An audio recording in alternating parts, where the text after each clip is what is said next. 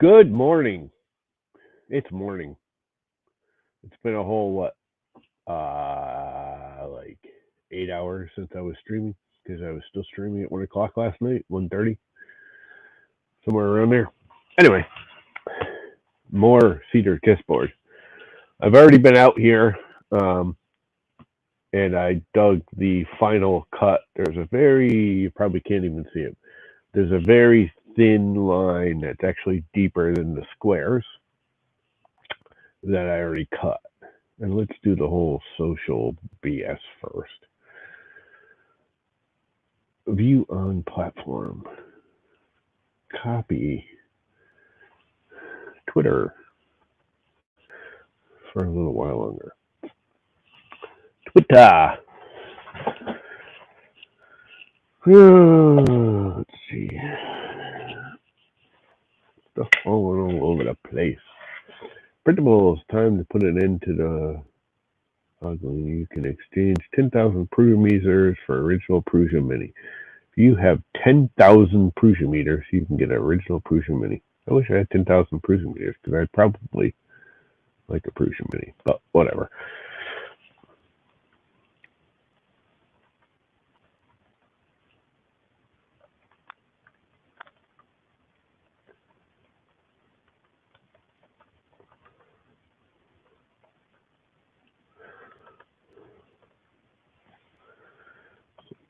Copy, and tweet. Yes, and this thing's slow. That was actually fast. Let's go to Facebook and do it.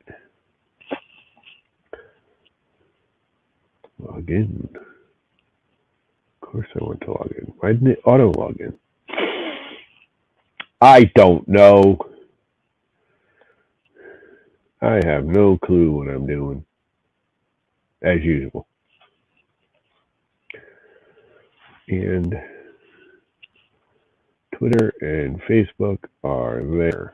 So let's go back to the stream and close that window for social media so it's not dogging this poor computer that's an antique. So, chessboard. I made kind of a boo-boo because I mean, it's not a big deal. I double-sided tape plywood to the bottom. And because this thing, it's very thin cedar and it's got a bow to it just because it's thin cedar. And there's some cracks and stuff that I should have taped off on the back first with like blue tape or something. So I can't pour the resin. I'm almost thinking about pulling it off right now, taping the back of it up. I don't know if I need to, because here's what I'm going to do. Because this is cedar and it's very punky, I'm going to make a very thin coat of clear resin and just brush it on. And I'm wondering if doing that will seal all the cracks and holes. And then I don't have to tape off the back. As long as I'm careful, I think I can seal, because there's one here and there's a big old body crack here. But it's not even that bad. The first thing I got to do is just sand out all these squares in my little thing. What's up, Mad Cat?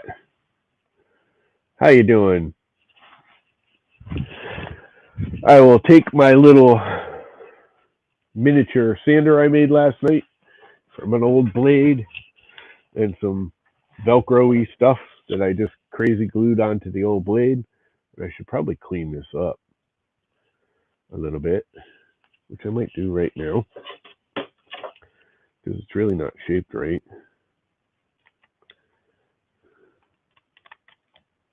To fit in the corners. It's kind of rounded on this side, but that's just the metal's right. The Velcro wasn't. Actually, it might be easier with a crappy knife blade.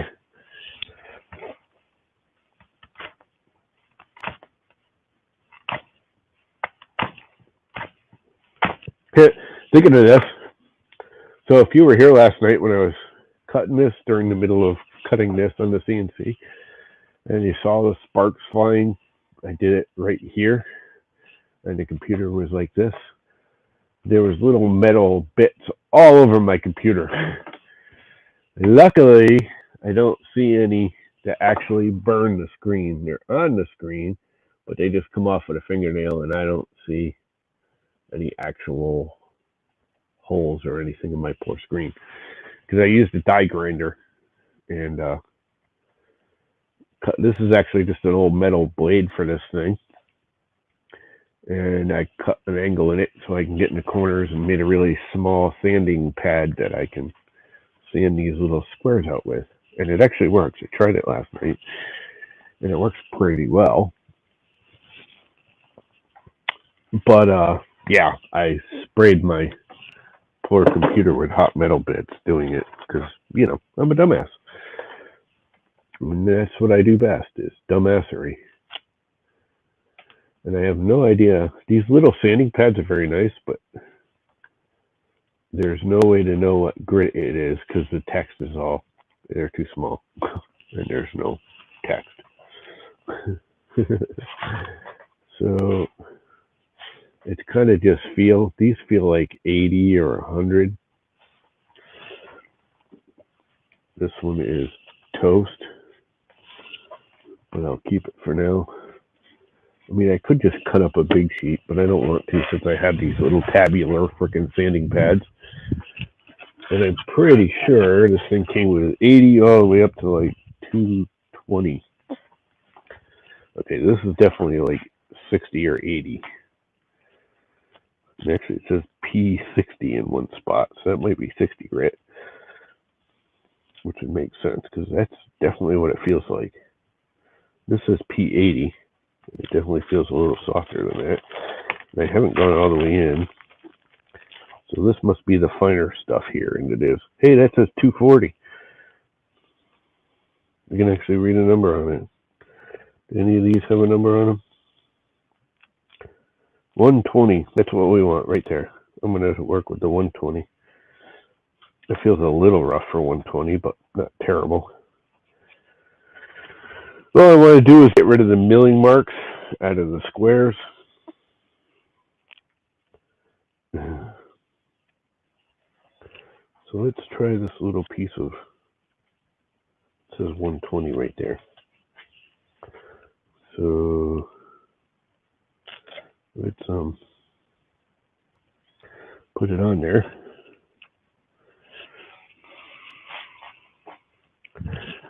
Take a scrap block of wood.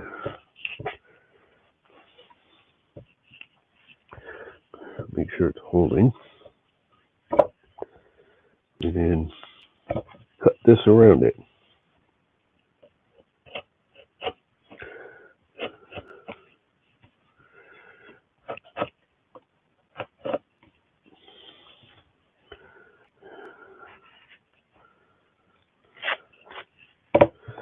Seems to be working.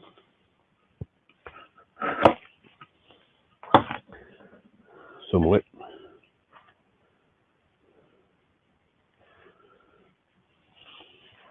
Now I have a little micro sanding pad.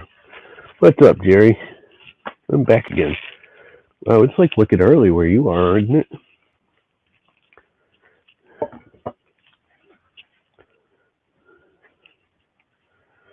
So let's do a little sanding. This might be noisy. Well, this thing's not terribly noisy.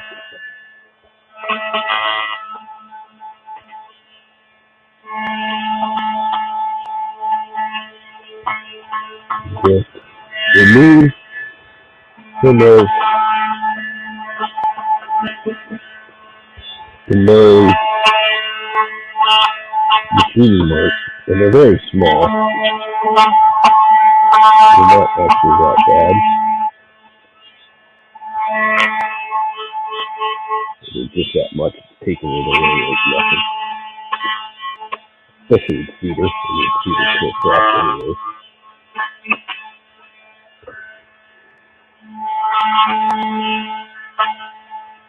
Which is why it's not really a great, it's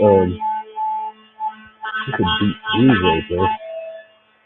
It's not really a great chessboard because it's soft wood and you can scar it up easy.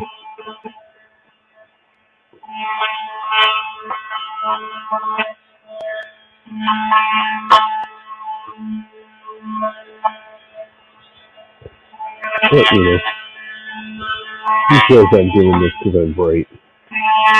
Nobody. I do it because it's fun. And it's a challenge.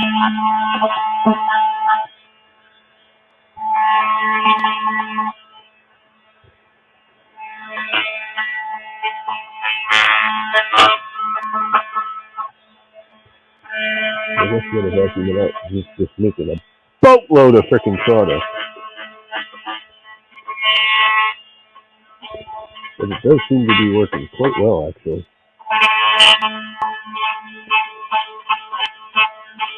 There's a little issue around the knot here, but even that brings out pretty easily, considering.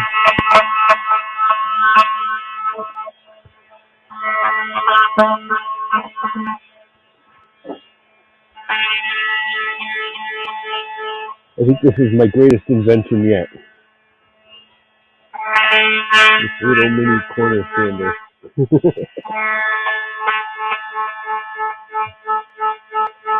It's better than the one I just bought. It actually gets in the corners.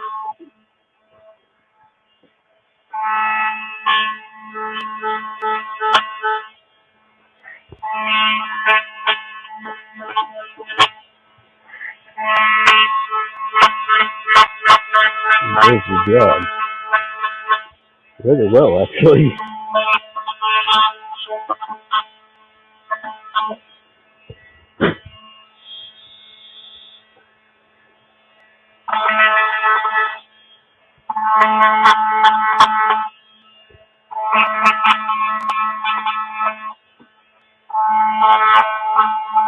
Working really, really well. Like way better than I ever expected it to.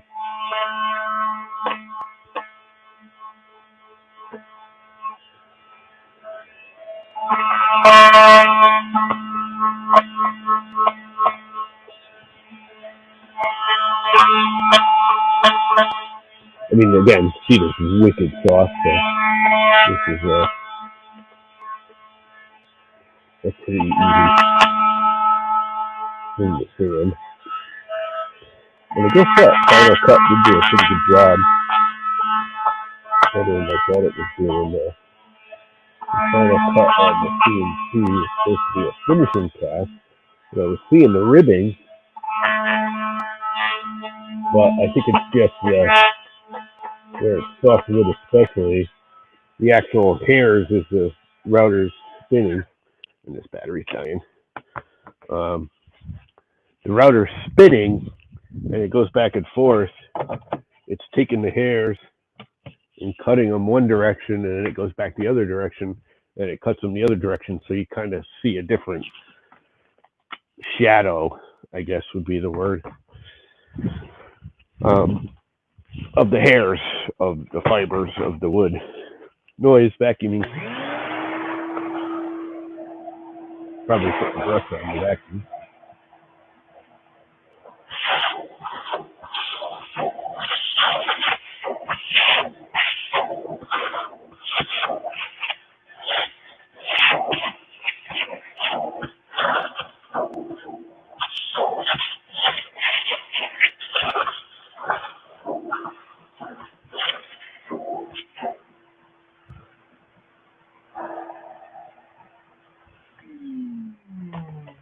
My little rubber eraser. Cleaned it right up. Back to sanding. How's everyone doing? 6:45. Oh, that's not too early.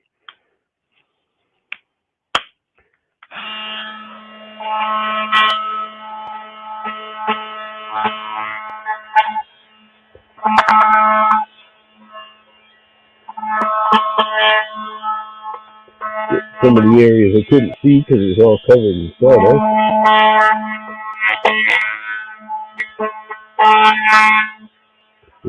If you do woodworking and you don't have one of these tools, you don't know what you're missing. And everyone's like, "Oh, they're made for cutting." Yes, that is the reason. But they're also one of the best sanders And I've had a lot of people say they're terrible for sanding. I don't know why they come with a sanding head. They are not terrible for sanding. They are fucking awesome. Especially for doing stuff just like this. Where you're trying to do fine, highly controlled sanding.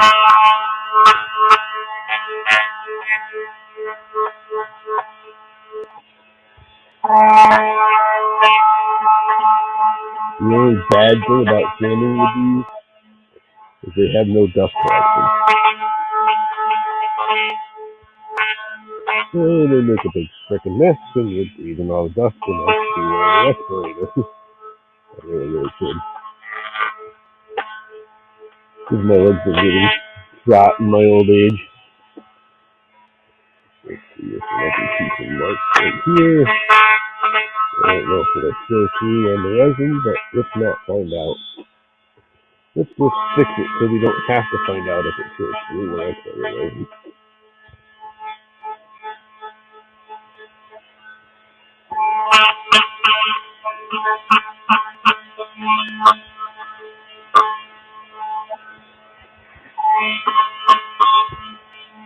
The rest of it looks really, like, unbelievably well.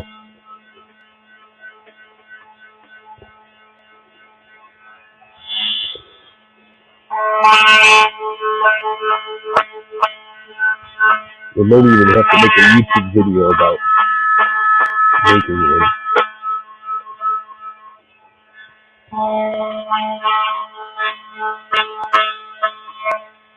Because that other set, the set I bought with all these little sandpapers, is not the first one of these micro sanders I bought to get in tight spots. I've bought other kits for this, and I've also, over the years, bought other sanders that were made to do, micro sanding. And by and far, this stupid thing I made last night, in a couple of minutes, has worked better than any purchased product I've used so far.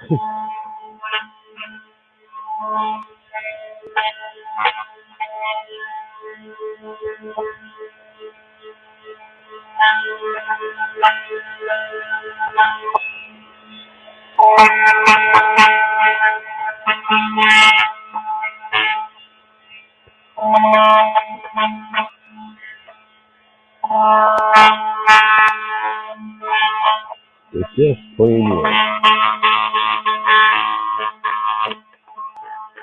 Really diggy dig in there. I wanted to get rid of. Let's vacuum out again so I can see what I'm doing. And I will put the dust head on it. Where is it? The brush. The brush head. Vacuum time.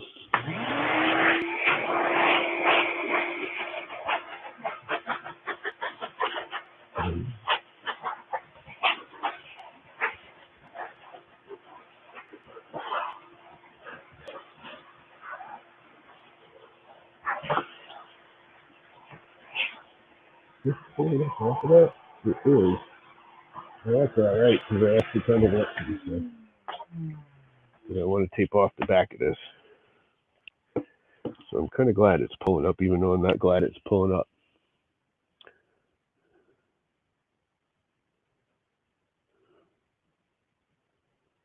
Yeah, most people don't use these for sanding because they think they're useless at sanding. And I found years and years and years ago that I will take this for sanding over a lot of other sanders. Again, the downside is there's no dust collection. But it is actually a really good sander. Really good, obviously a spot sander.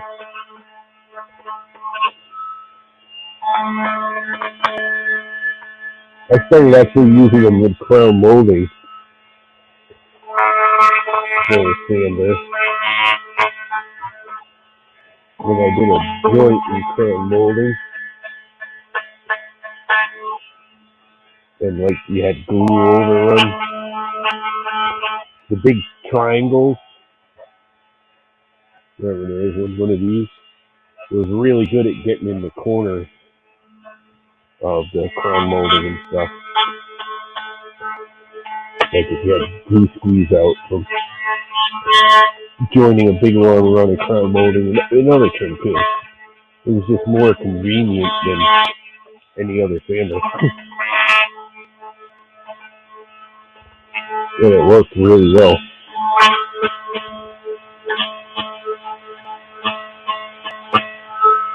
As it is here. And again, I think for hardwoods and stuff, I don't think it'll be as awesome. But for doing softwood, there's some pine trim and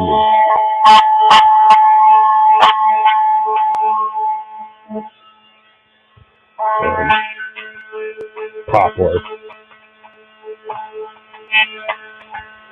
Actually, the first time I used it for a sander is because I had it with me, and I was up on staging with a big I was doing the clubhouse, and it had I can't think of the name of it. Fancy ceiling with all the little pockets and stuff in it. Tray ceilings. And it was all decorative and had trim, and it was all real fancy. And we were up, it was like a 20-foot high ceiling with this clubhouse. We were all up on staging. I had it with me, and I had a piece of trim that fractured, cracked, and we nailed it. So we repaired it real quick, and filled it with glue, and I just had this with me, and I went, you know what? I wonder if this will sand it out, and it did. Like, really easily. Like, stupidly easily. And after that, I was like, these things are great sanders. Which is why they come with a sanding pad.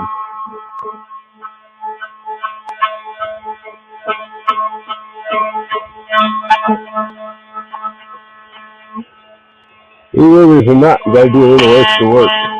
That's true of any sander.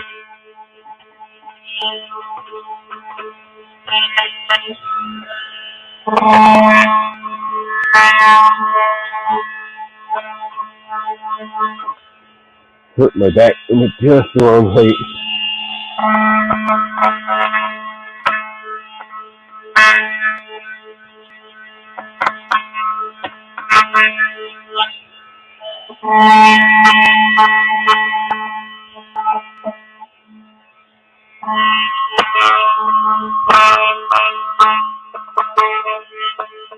This is supposed to be freaking awesome.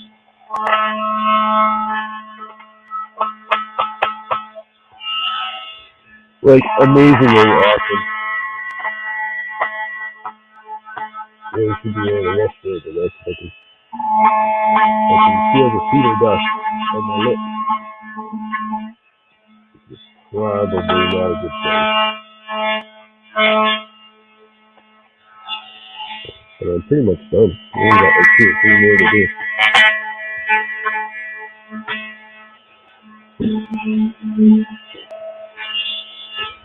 The plate is kind of worn out.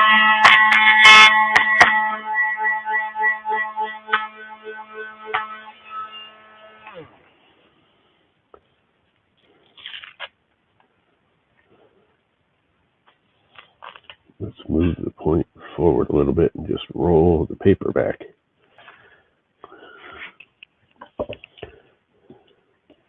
Cut off the bad spot.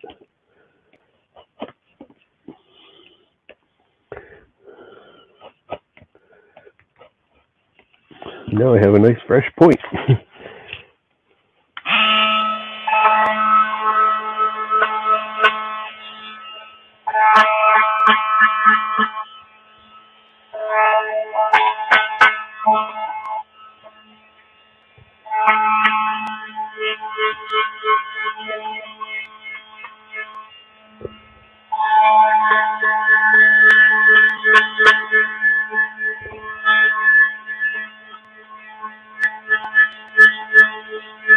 This is like the worst block of them all right here. This really bad spot right here. The didn't ride quite right. But you know what? This smoke is just beautiful. Like, really amazingly well.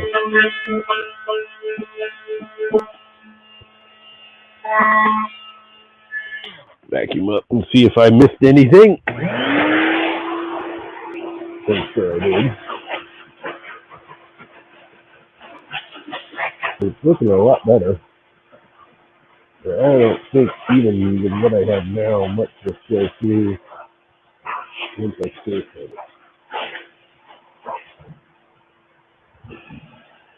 Couple little spots I'd like to clean up.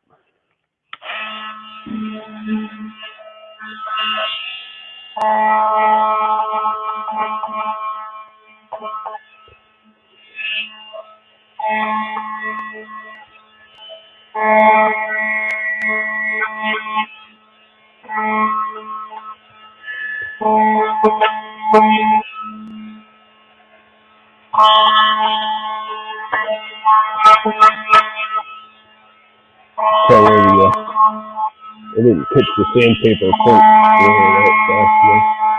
It wasn't right here at the end. Point isn't great in the corner. Because I had worn out the point of the sandpaper.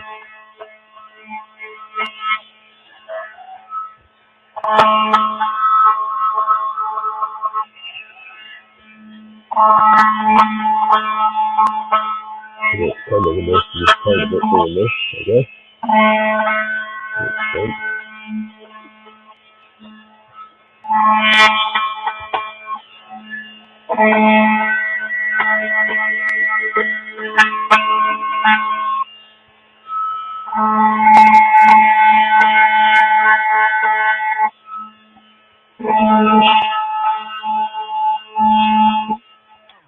I think that's good.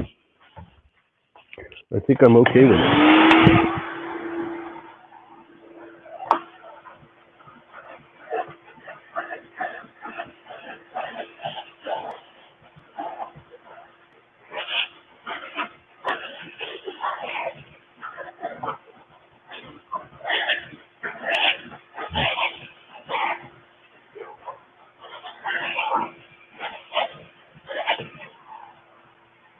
Yep, that looks pretty good. I wouldn't call it perfect, but it looks darn good.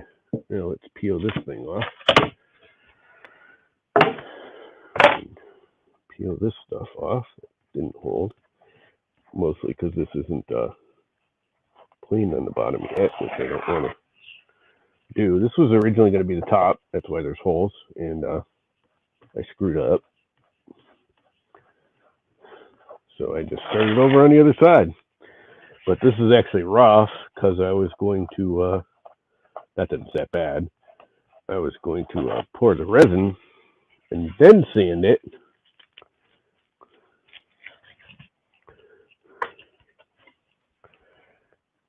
Because why flatten it and sand it and then pour the resin to have to flatten it and sand it again? As long as it's, you know, as long as it's reasonably flat,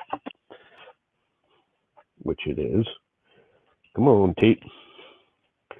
Come off of there. So I should fill these somehow, but not really sure how. And I think what I'll do is put all this stuff away so I have table space because we're done with that. And I'm still kind of amazed at how well my little sander block trick worked. Works very well. Throw my used sandpapers that are like not great, but I don't want to throw them out yet because they can still do stuff. So thinking about taking the knots and the one big crack wherever it went. Where's the big crack? Okay, now I can't see the big crack, and it was plainly obvious to me before. Right here. So right here, yeah. Right here in this white area. Thinking I could CA glue it to somewhat seal it, and then just tape the back. So the resin doesn't pour through. Yes, that works to some extent. It doesn't really work so well with cedar because when you sand cedar, the sawdust is more pink than red, if that makes sense. And it's weird with cedar. It doesn't hide so well. I mean, it still works. It's okay. But I need it to dry faster. So I think the CA glue might be a way to at least temporarily seal it so I can resin it. I need to fill these somehow. Not sure how. Maybe I'll just cut squares. So if I put a drop of CA glue, and then I need a twig of some sort with a flat edge. Actually, this will frickin' be perfect. And then I can just, well, that might be too wimpy. And then I can just drag it across it so it fills it up and levels it out. And then hit it with some accelerator. And that should seal the bottom of these knots somewhat. So the resin isn't just oozing out the bottom.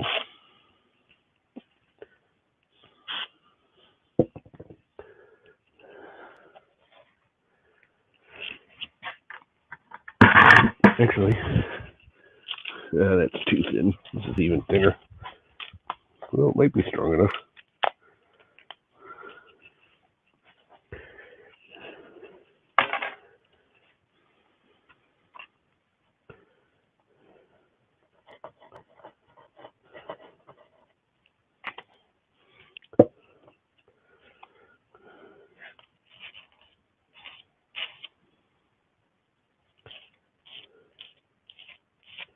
Don't want that crap on my fingers.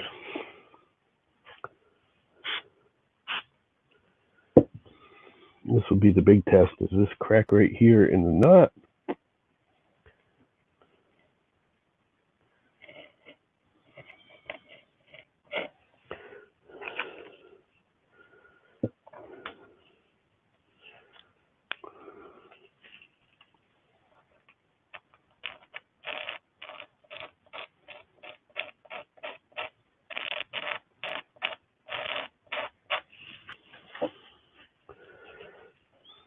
Will it actually seal it? And then this big ass crack right here. This brown spot's a big old crack. I mean, it's not terrible, but it's right on a glue line. So let's see if we can seal it up as best we can.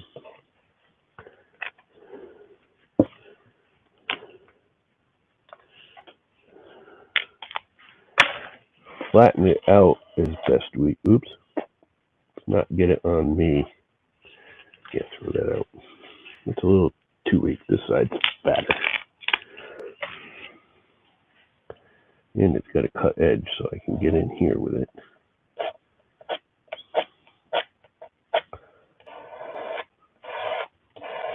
I'm actually trying to just push it in while leveling it off.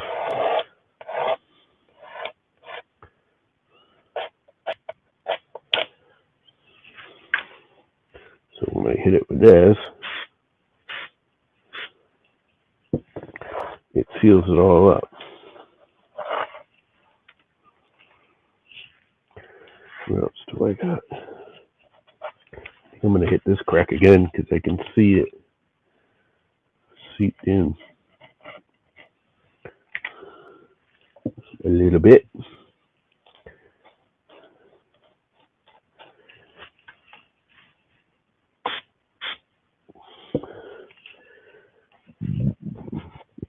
Excuse me, that was a disgusting burp.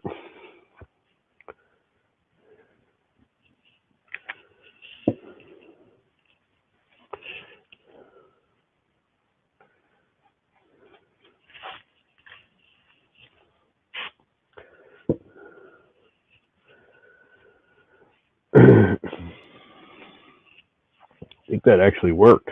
You can see a little dent here where it's soaked in farther than. Not sure it's sealed. It dripped into the crack a little bit. So let's make sure it seals. Bridges over it.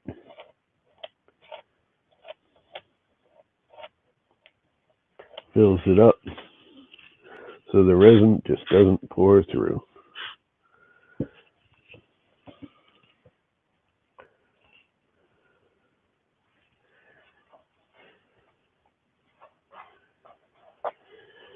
Any other obvious holes, cracks, pits, downfalls? I gotta fill these somehow. Do I have any scrap cedar left? Yeah. What do I have here? I do have a couple of chunks of scrap cedar here. Almost perfect. And it doesn't have to be a perfect fill. It just has to be able to be flushed up.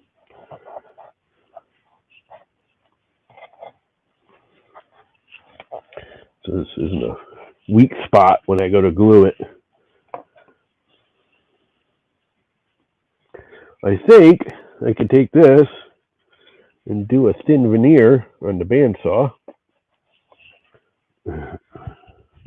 I think. What did I do with my knife? There it is. My marking knife.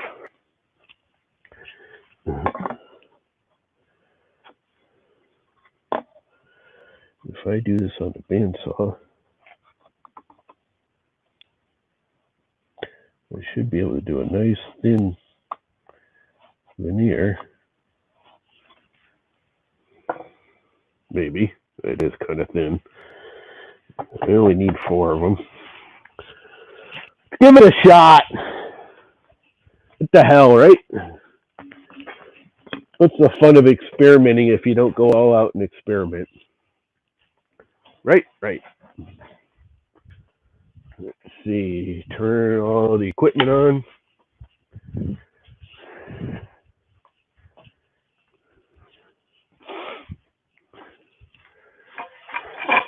Tighten the bandsaw blade. Spin it to make sure it seats.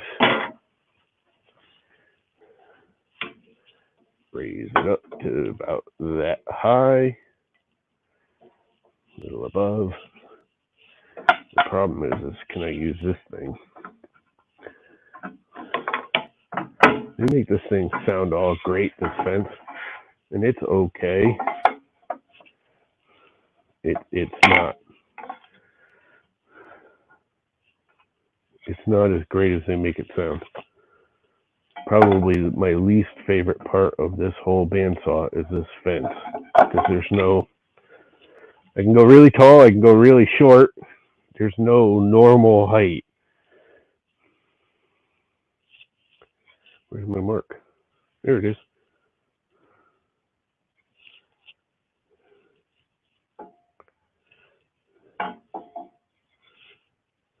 Okay, I just had it. No, I just lost it. On one of these lines, there it is. How did I have it? Over here. Well, I was probably trying to line it up to the wrong mark. I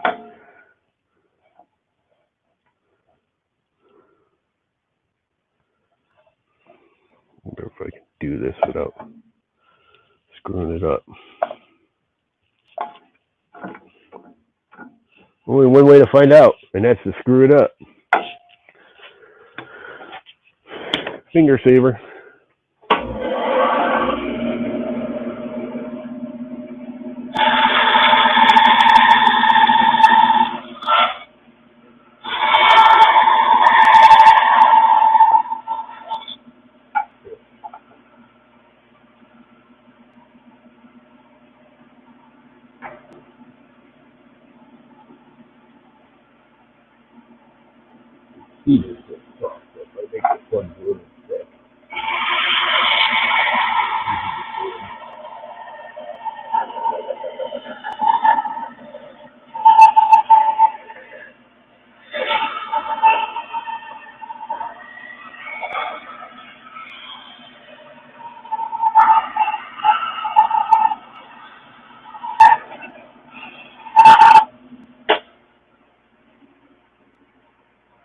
That worked.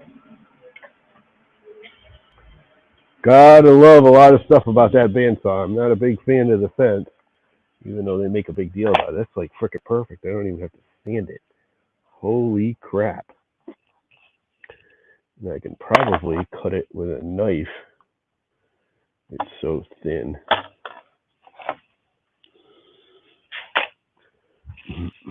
And a square.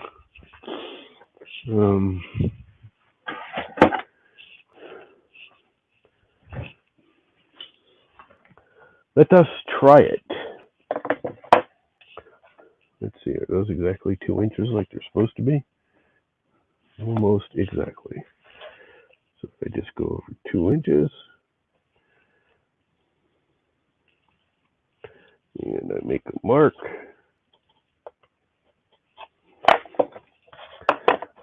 and I square it across. I could probably just use a frickin' sharp utility knife, which this really isn't.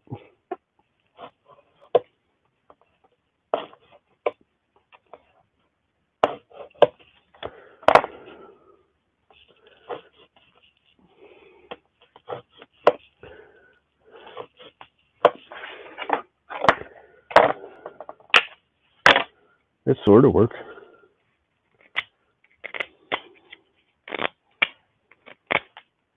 I mean, it's just a filler piece, so it doesn't matter. It doesn't even have to fill exactly. I should actually make it a hair small.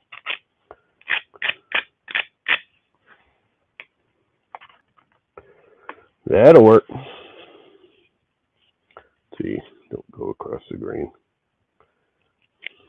Actually, I could probably round it faster with this.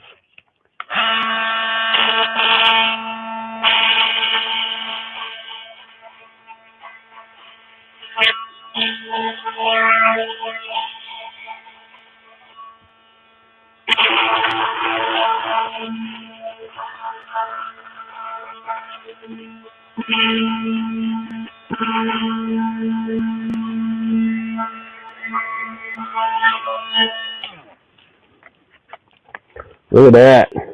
That's going to work just peachy.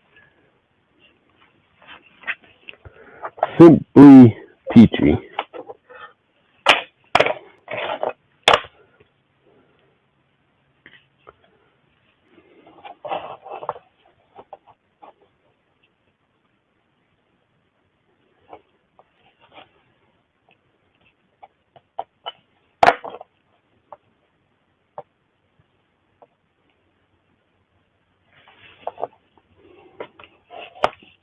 This is with the grain, so it'll be even easier to cut.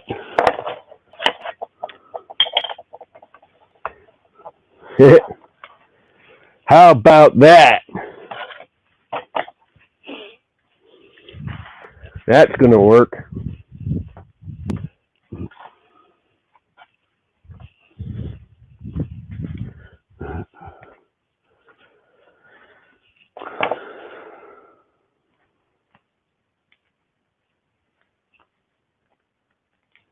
Get the goo off of my nozzle.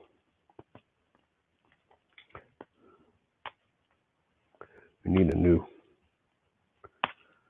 tip for this. Did I just cut into the tip? I did. Dumbass. Wonder if I can just 3D print a tip. Because I just destroyed that one.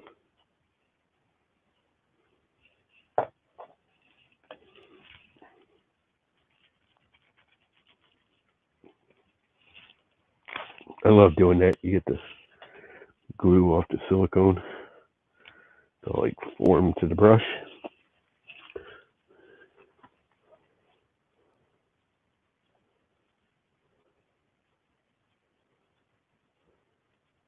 Yes, the activators, the minute you hit CA, I mean, CA glue has a nasty, acrid, freaking nasty chemical smell anyways, but the activators just really punch it out like bad. And crap, I should have used a dot of CA glue on this to do the temporary clamp thing. Too late.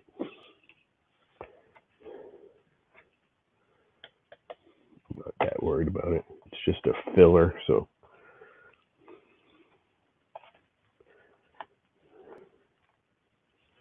I can probably still do the CA glue around the edge. And just hold it in position with it. And fill the crack.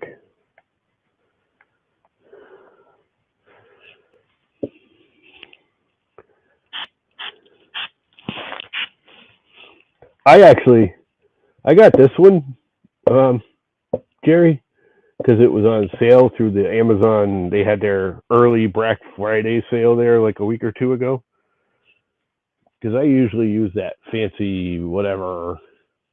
I've been buying the crap everyone recommends. It's kind of expensive. Starbond, which works. The Starbond's great, but this was like a quarter the price.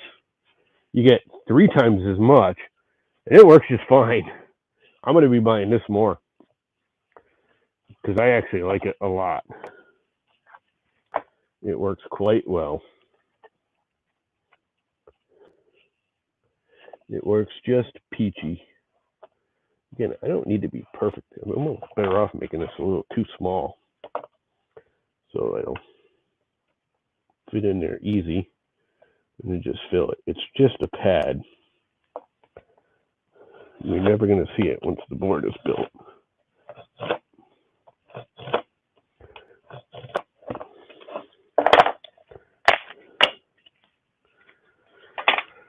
So if I make it a hair too small, I can just fill it with resin or CA glue or something like that, or it doesn't even need to be filled actually. Again, it's just a pad, so there's no hollow. I need a chisel because there's a bumpy there. I need to level off the bumpy there. This is probably not my sharpest chisel because it looks abused.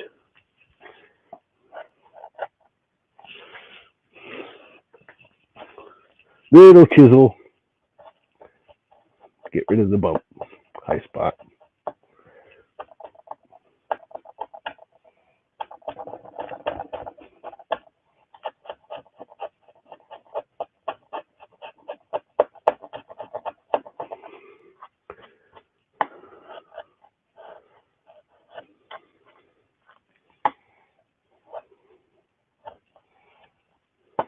If I do this, it's going to dig too much. Yep, there it is.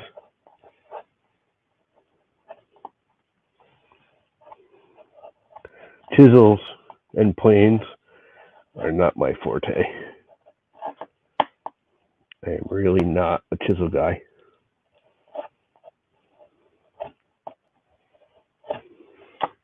I'm just not that good at it.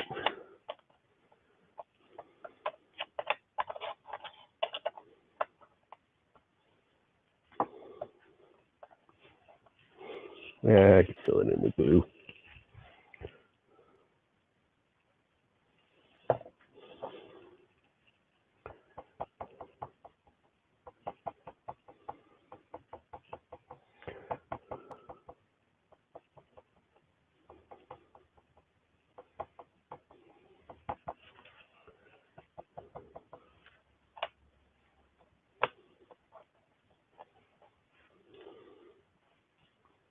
Oops, I went the wrong direction with the grain. That I do want matching for expansion and contraction purposes. I think I'll do the same thing. I'll just go around the edge with the CA glue while pressing down. Come on, get in there. Not on me. And just use it as a temporary clamping system.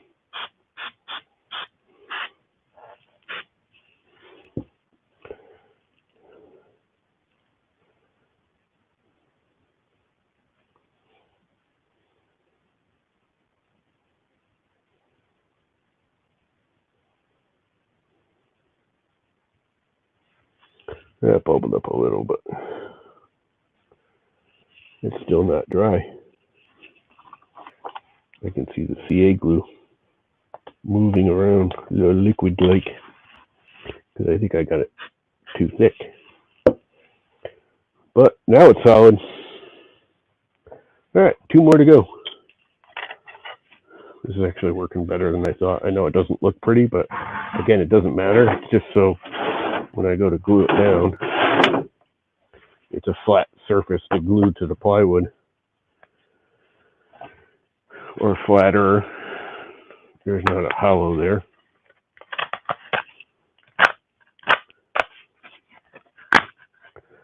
So it doesn't need to be perfect.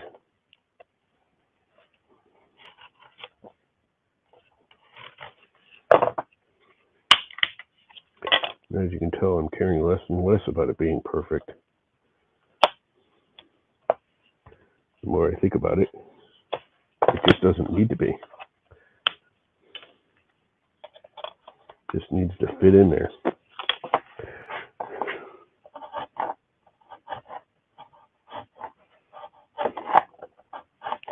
And keep it in place. And keep this area from being hollow.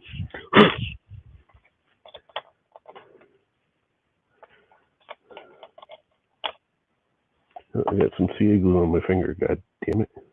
Hate that crap.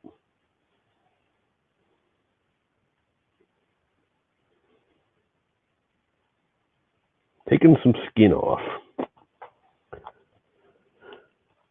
That looks like it'll work.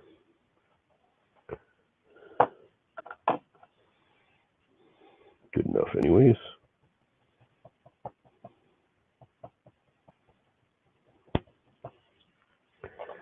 Again, you don't need to be the most perfectest thing in the world.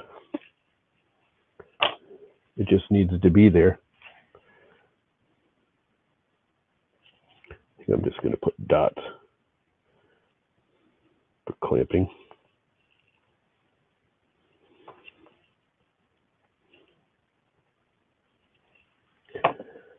Instead of smearing a whole bunch of CA glue around.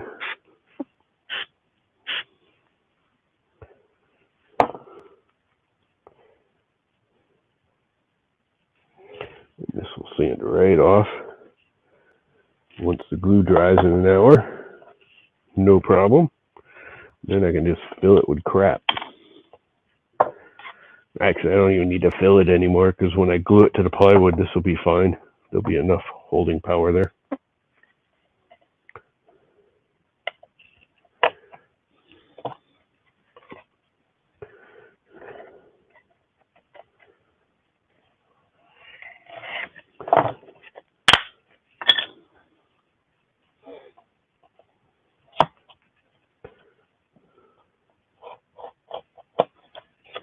Don't even need it that big. A little bit smaller.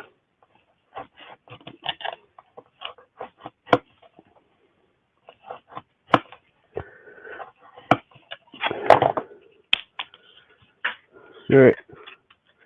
Got a lot of scrap little thin sheets of plywood, or cedar now, not plywood.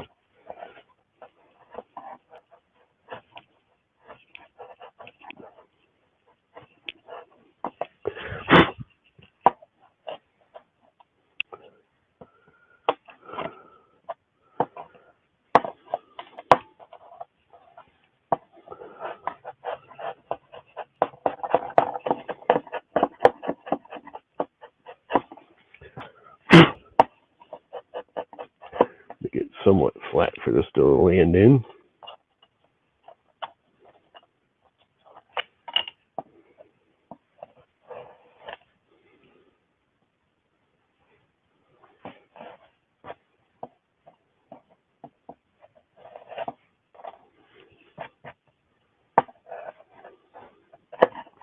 Stop moving.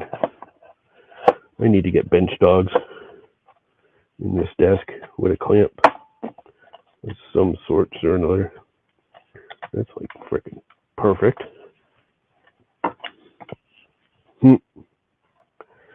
Nice repair.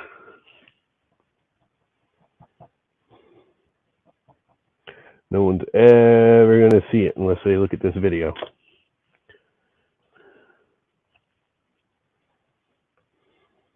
pretty soon it'll be buried. It'll be sandwiched in.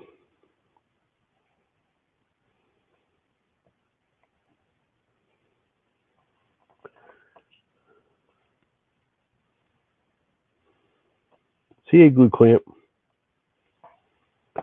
Didn't know you could use CA glue as a clamp, did you? It's pretty ingenious, actually.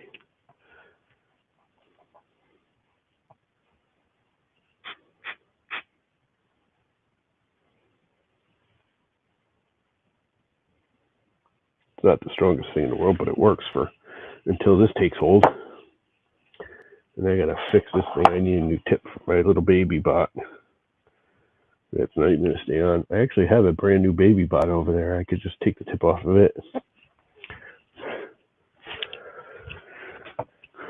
I got another baby bot. I have multiple baby bots. So there's that fix, somewhat done from my screw up from last night.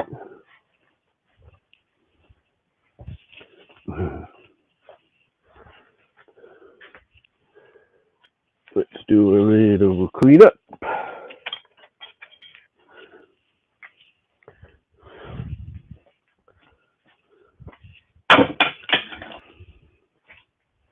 Time to clean up.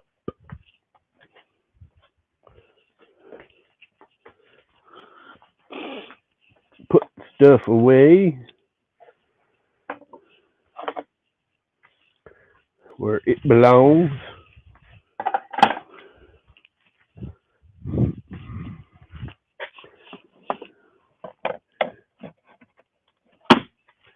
Back where it belongs. We really need to allow music. I want music.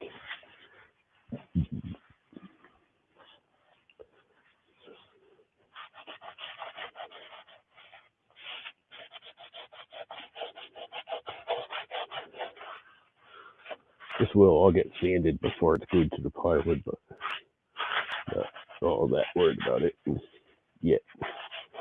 Because I have a feeling I'm still going to get some leaks with the resin.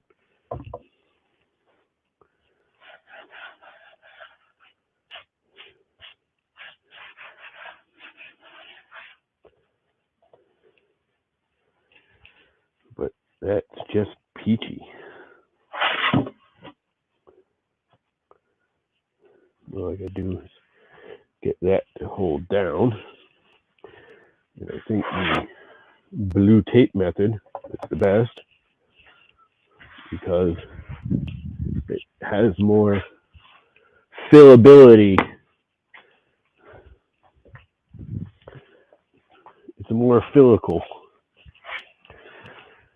So first things first, let's blue tape off where I think the resin is gonna leak. And that's pretty much every seam, just in case.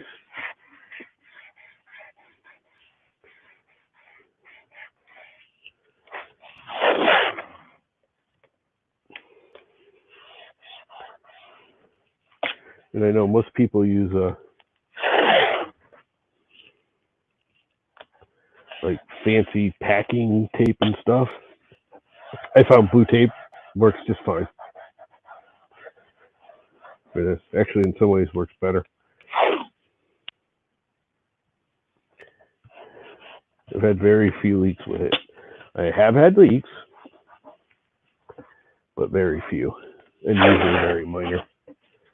There's the next seam right here. I'm going to lean it that way over that crack, so that's just one taping. This seam, these are a little proud. It's okay. All right, any knots look like they might leak, like this one. And possibly this one. I'd say I need to do these, but I probably don't because the glue and stuff will seal it.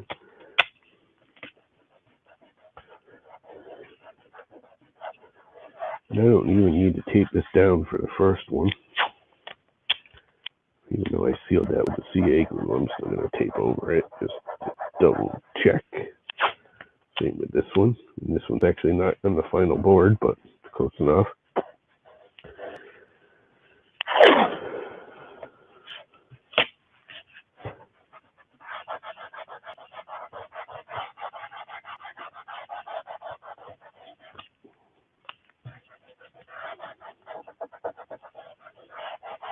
I have a feeling it's not going to leak at all.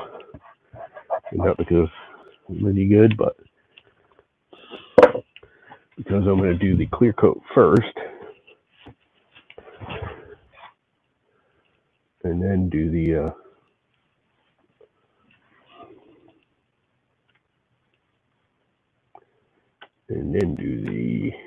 color coat. I'm hoping the very thin layer of clear coat of resin will not only see, because I'm doing it so it seals the grain. So when the color goes in, it doesn't soak the color in and start popping up on the top of the uncoated areas, which looks really bad. And there's really no way to sand it away because it's literally in the grain. What's up, Dan? What's up, Mitch?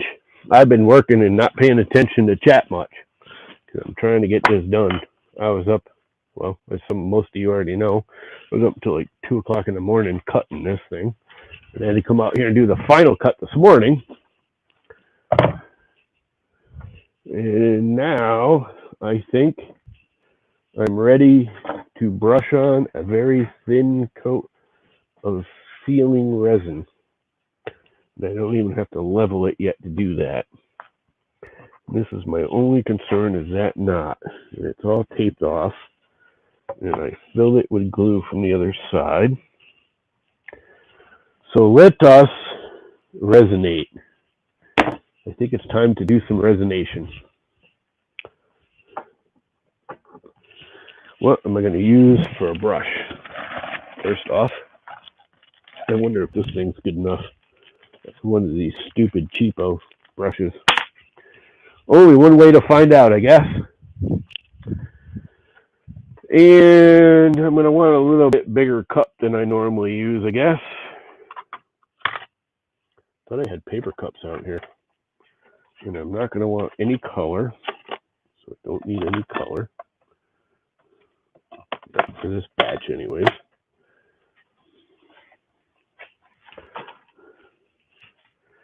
And I think what I'll do is make way more than I need.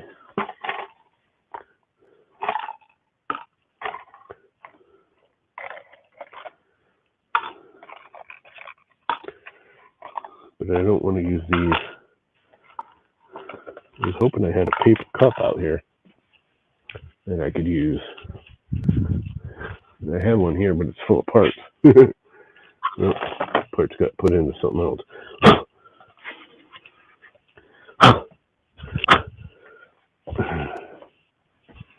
I think I want to make a halfway decent amount of resin.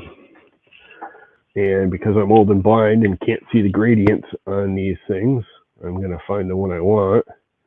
So I think I'm going to start with just 20 cc's. And I mark it with my magic marker here so I can actually see it when I go to pour the resin into it. Where is it? 20 cc right there. And then I will take those two and pour them in here. Is that enough? I don't think it is. I think I'm going to go full on 30 cc's. Let's do 30. What's it going to hurt? I just actually got another thing of resin because I'm running low. So if I waste a little bit, I'm okay, because stirring stick, bamboo, that didn't work well. Let's try that again. Did the same thing. That's all right. This is stiff enough. It'll stir. Actually, that probably will too. Resin time. Gloves first, because I don't want that crap on me. I gotta get another box of gloves. I'm running low. What did I do with the resin? It's right here. It's right here. Starting to feel like shit again. God damn it. Keep getting these waves of like not feeling good. And it literally makes me crash and burn. And I can see in about an hour, I'm literally going to have to lay down because I won't be able to stay standing up. Not kidding. It's been happening for like 2 weeks now. And then I go lay down and I take a nap. And I'm fine. It makes absolutely no sense. Other than maybe I'm just old and need my afternoon nap. I could just be tired from staying up way too late last night, too.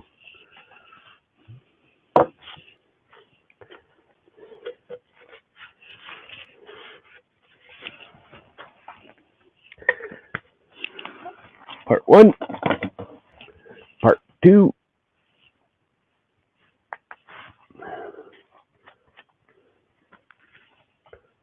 One thing I've learned, you saw me wipe off that paper towel, the rim with the paper towel. Never uses the same paper towel twice to do that. I did that once. And you know what it did? It mixed them together. And it glued the top on. It literally hardened the resin right onto the bottle.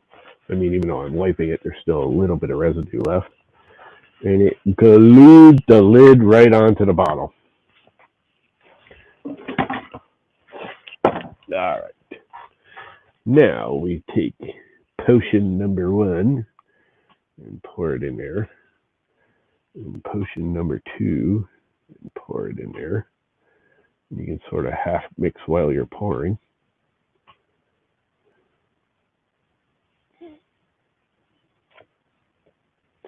I should have put a paper towel down underneath this so any drips get caught.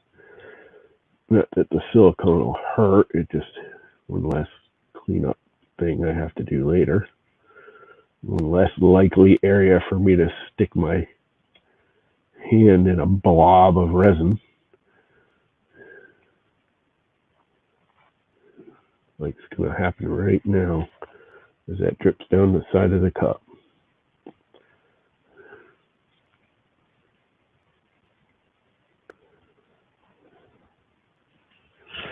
Garbage, paper towel,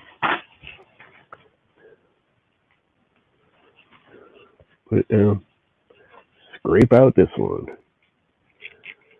Might as well get every last dot I paid for, right? Right. Cedar would knock you out.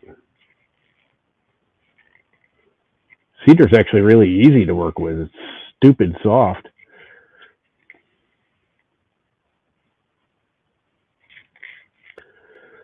I've been working with cedar all my life.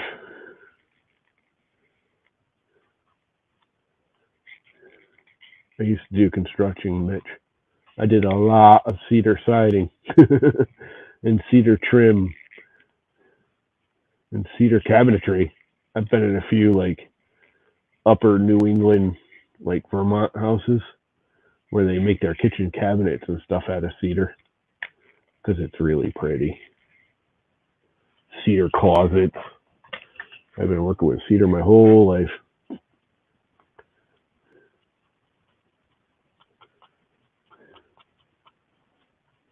And stir time, and stir time, and stir time, and stir time, and it's kind of thick. I think I might want to. Yeah, I can smell the cedar now.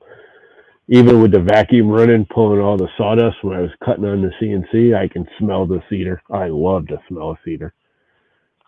Cedar chess. I've built a lot of cedar chess over my life. Cedar cabinets, mostly cedar trim. Almost every house around here, back when I first started working construction, before vinyl was cedar. Everything around here had cedar siding. This house had cedar siding on it. I replaced it twice and patched it once after that. Seemed like every 5 years because of the frickin' woodpeckers. And that's when I finally said, screw that. Cedar's expensive. It's a lot of work. I can slap that ugly ass vinyl on there and be done with it. And I think I'm going to thin this out a little bit with some rubbing alcohol because this is kind of thick. Partially because it's pretty cold out here. I mean, it's not cold, but you're supposed to be at like 70 degrees with this. That's a big amount, so put more rubbing alcohol in there. Stir that. Oh yeah, that's thinning it up. Yes, you can add rubbing alcohol to resin. So I found out. Because most of the resin colors, like if you buy coloring for resin, and it's liquid, not powder, it's usually rubbing alcohol based. IPA based.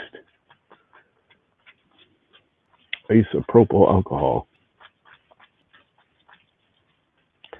And stirring and stirring and stirring. And you can never stir enough. I hope this is enough. It's either going to be not enough or way too much, knowing my luck. I am not good at measuring volumes of liquid for a job.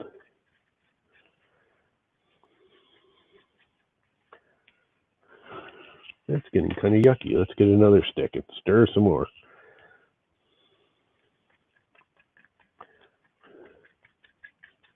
And stirring, and stirring, and stirring, and stirring. And scrape the bottom and the walls. You're actually supposed to pour it into another cup, but I'm really not that worried about it for this.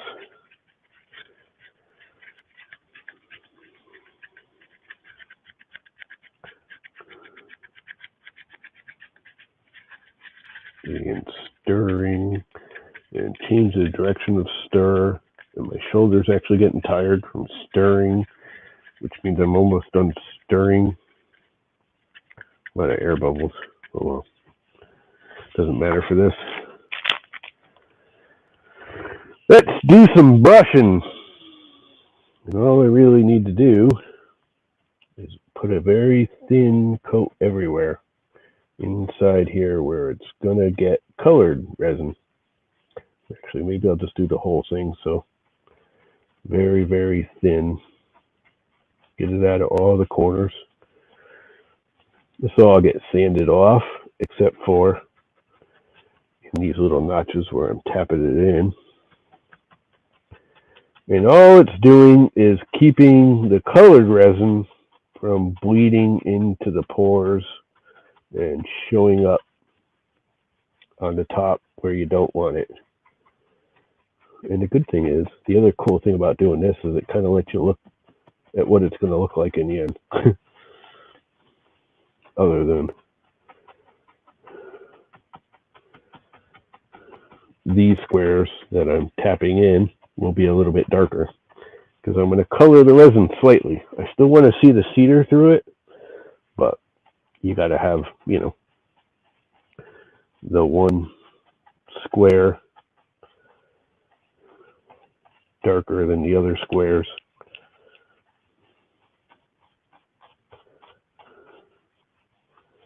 So put a very thin coat of clear on the thing. I probably could have thinned it out even more.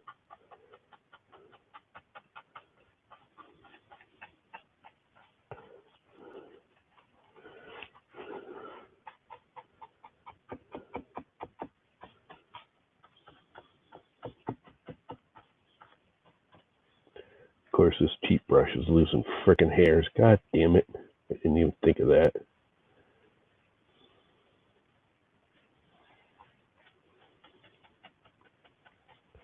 Oh well, too late now. I don't have any others that I can think of to use, so Kind of stuck with what I got.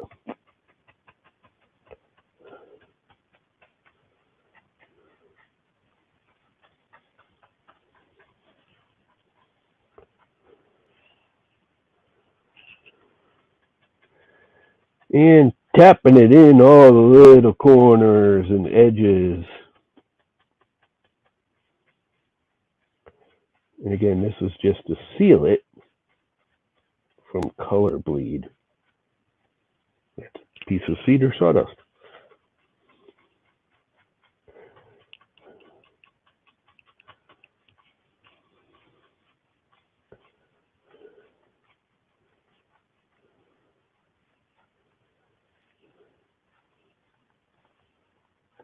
And I really don't need to do the raised ones. Gosh damn it, it's got all freaking hairs in it. Gosh darn it. I don't think I have a sponge. I do have a sponge. It's a big ass sponge. Here's a smaller sponge. I do think I'm going to stir in some more alcohol.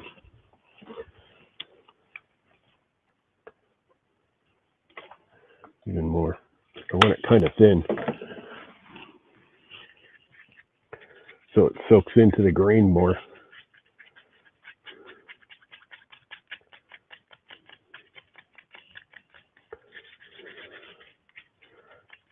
I want it more like paint than resin. So what's new, all? I'm resining, Dan. That's not really new, but everyone's over on Twitch, Dan. Except for you and Jerry. Which, why is Jerry on Twitter? I mean, on YouTube. He knows better. He should be on Twitter.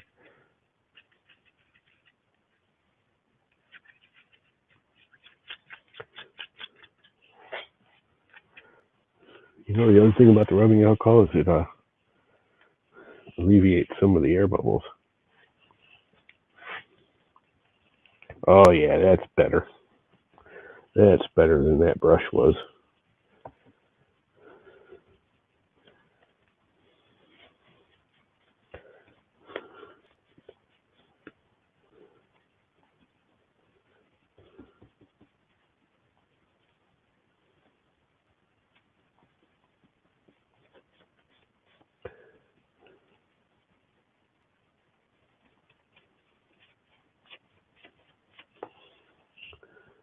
Sure is pretty stuff.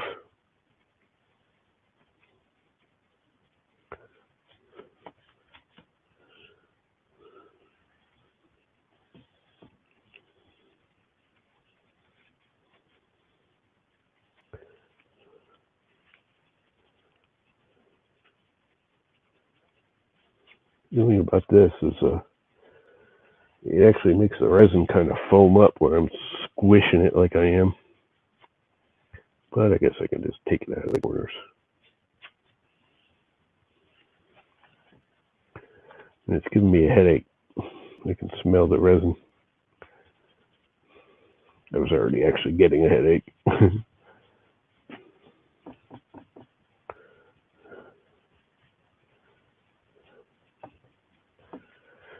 Oh, this thing's got a bow to it too, which I'm going to have to take out with the plywood. Get it in all the little nooks and crannies, and especially the end grain.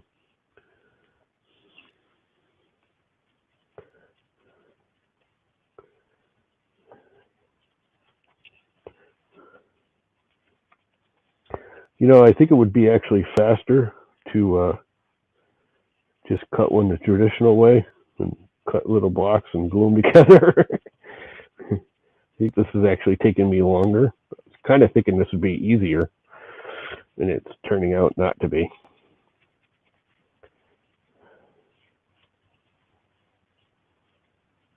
Not at all.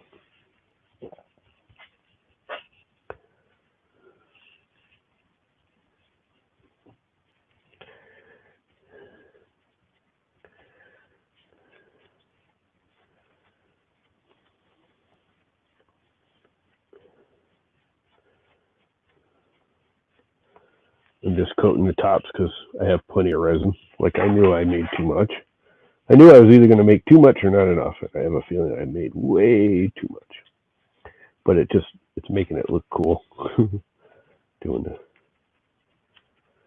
tops. Giving me an idea of what the final product's going to look like, and I'm kind of happy with it.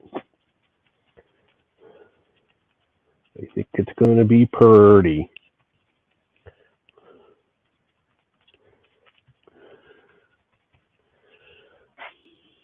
I do.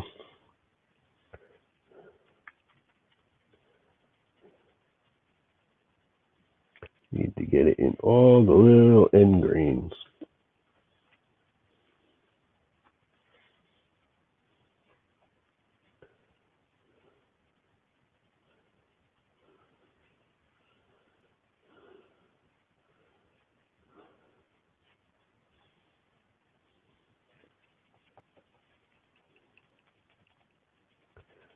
All the little end grains. I think I got plenty of resin. Like more than enough. Like about 3 times what I need. Oh well. Guess I can color it and fill some beams.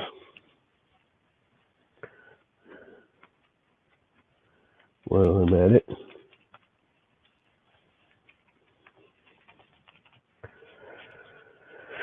Not really in the mood though.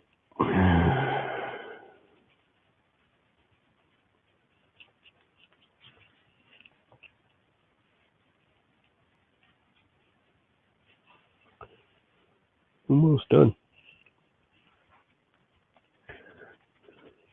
Almost done. Let's spin around and check it from all the different angles.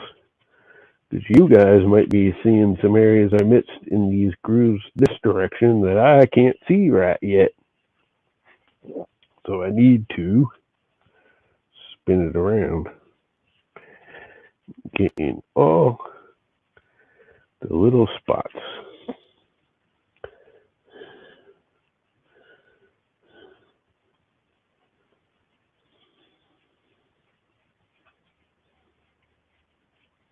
All the little spots. Let's just cover it up.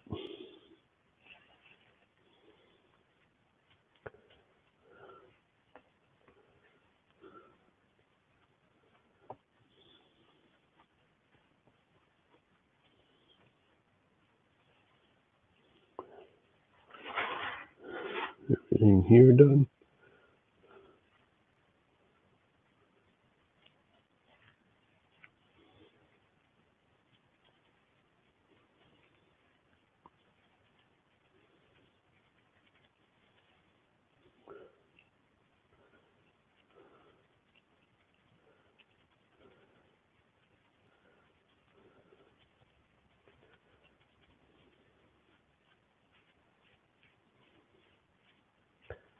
This thing's going to look freaking phenomenal, I think.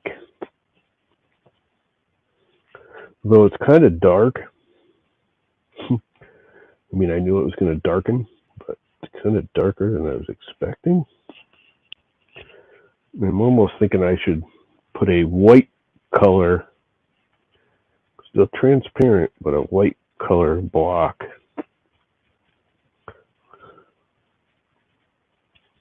Instead of a dark colored block. And I have enough here. So I might do a little experimentation in color with some something with cedar here.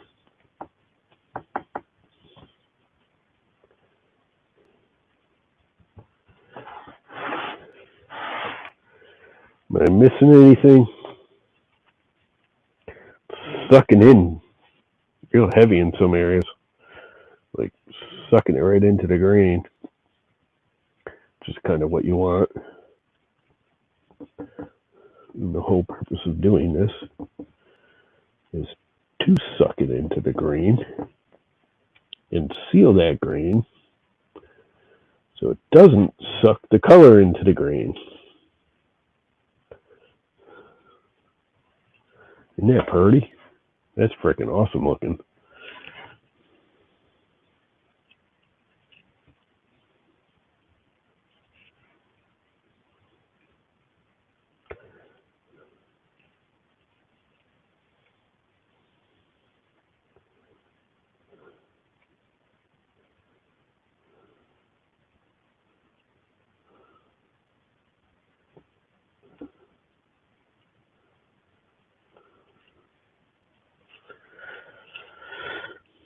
Anything I missed?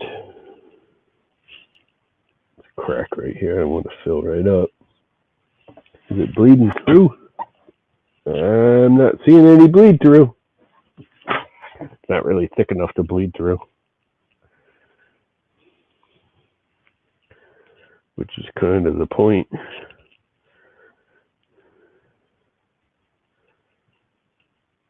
Of doing this.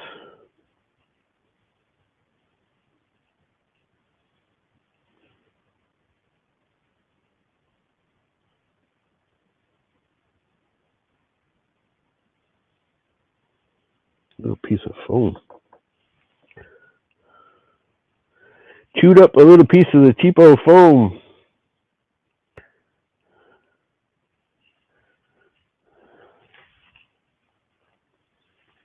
I think I'm done.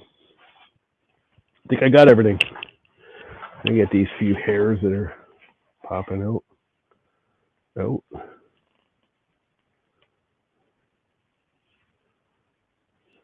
Yeah, that one. Yeah, that one. Where's there another hair? Right here. Got that one. Got that one. That one's fighting me.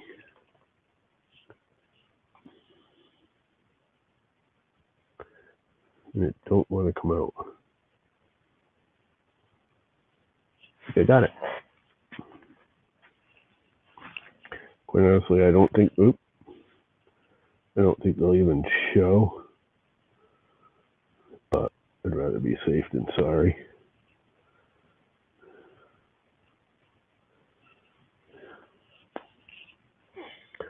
I think that's it. It is now, because I'm done. There's a good bit of frickin' resin left. Damn it. More than I wanted.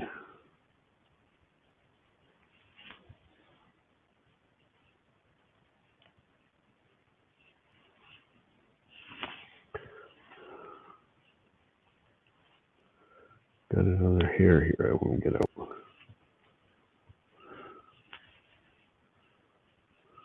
I think that's alright. I should clamp this thing down so it stays flat. I think I'm gonna clamp it to the plywood so it stays reasonably flat. I think I'll just use squeezy clamps. They'll work just fine for that. I just squeezy clamp down each corner.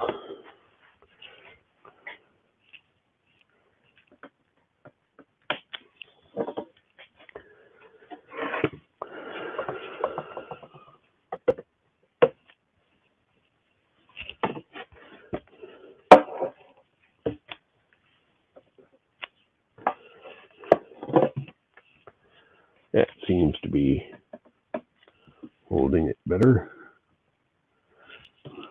Might put some more on it. Like one in the middle on each face. Oops.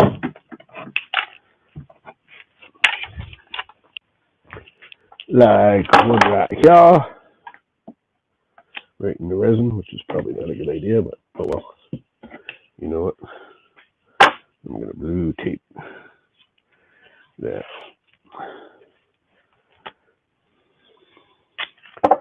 So the only resiny thing sticking would be the blue tape.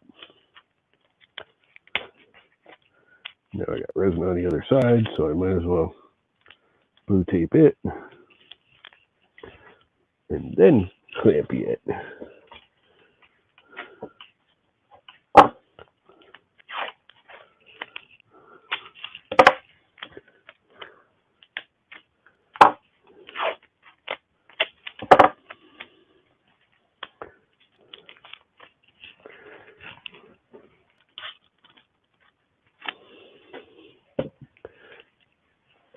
One more go.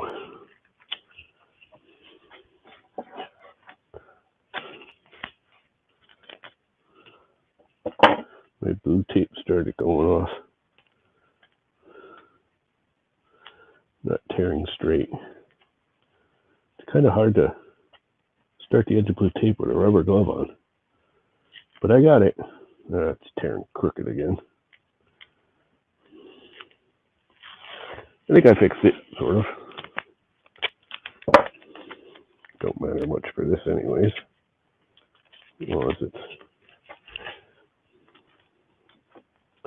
holding it there. And that should hold it sort of flat.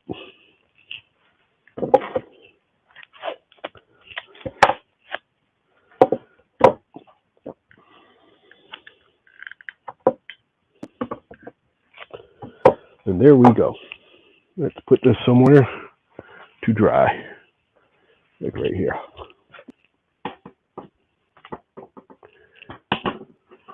Never screwing with the clamps, but that's alright. They don't matter all that much. They're just a bonus. And I got some resin on my table.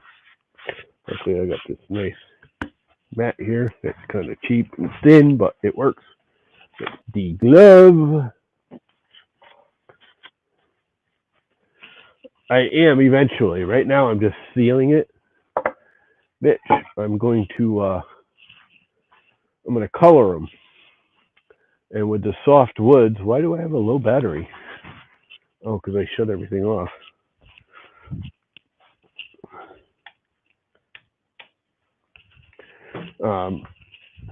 I'm going to color them. And with the soft woods, and a lot of the hardwoods too, oak especially, if you pour the color in without sealing the end grain first in the cut, it'll wick up and out, and all of a sudden you'll have like blotches of color. Like I've had it show up like inches away, and all of a sudden you'll have the color bleed up to the surface because it wicked up the pores of the wood. So you have to seal the wood first. And normally I just use spray-on polyurethane, but I've been having problems with that lately. You either have to spray it on too thick and it gets yucky, or it doesn't work 100%. Fix some dude's clock. If you look really close at it, at the actual letters, you'll see little areas where the color bled up and through. It's not terrible, but you have to look at it close, but it's there. And it drives me nuts. And that's cold water. Wow. That's really cold. Cold water. So this is the first time I've done resin, which actually makes more sense to use the resin to seal the pores against the colored resin.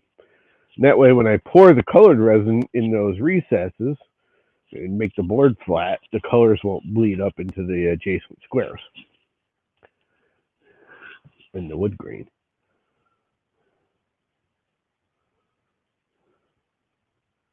Or we used it for another smaller streamer. What are you talking about?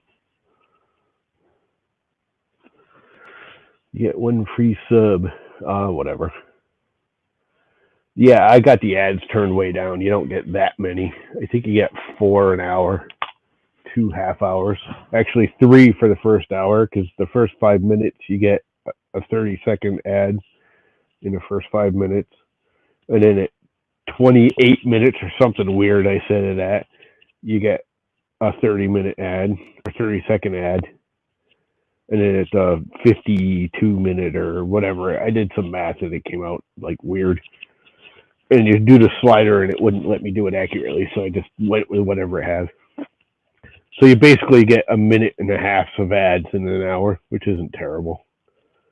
I didn't do they want you to do like freaking 5 ads every 15 seconds, every 15 minutes.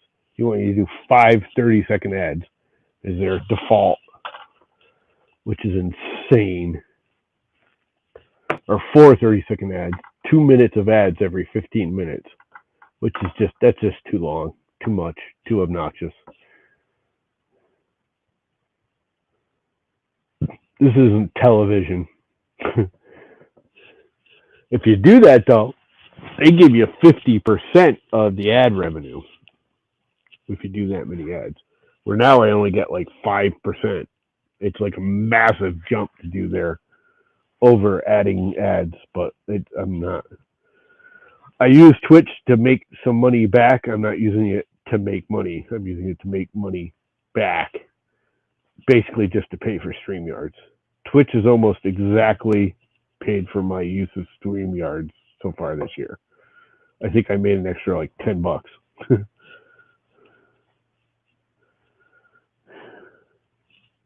And I just find, especially on this old laptop from 2009, it's one of the few streaming applications that actually runs on this wicked old laptop.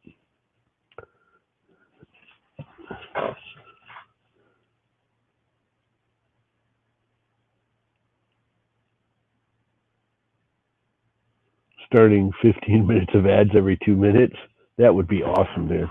Yeah, I'm sure you've seen that, haven't you, Dean, where they've been pushing it? I don't remember the exact numbers, but it's something freaking ridiculous. Because I looked at it and I said, that's like, I think it came to like almost 10 minutes of ads every hour. But they pay you 50% of the ad revenue. But of course they do. That's because they're getting so much ad revenue that they can afford to pay you 50% because it's a buttload of ads. That's like almost as bad as television.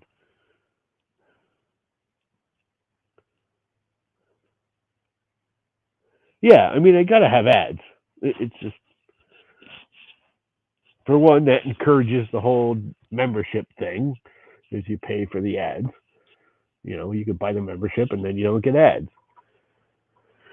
They have the whole, what is it, Turbo or Twitchy.com or whatever, where you can pay a flat, what is it, $20 or something, and you can watch anybody with no ads, which I think is kind of sucky because they get all the money and the content creators get nothing or very little, from what I understand.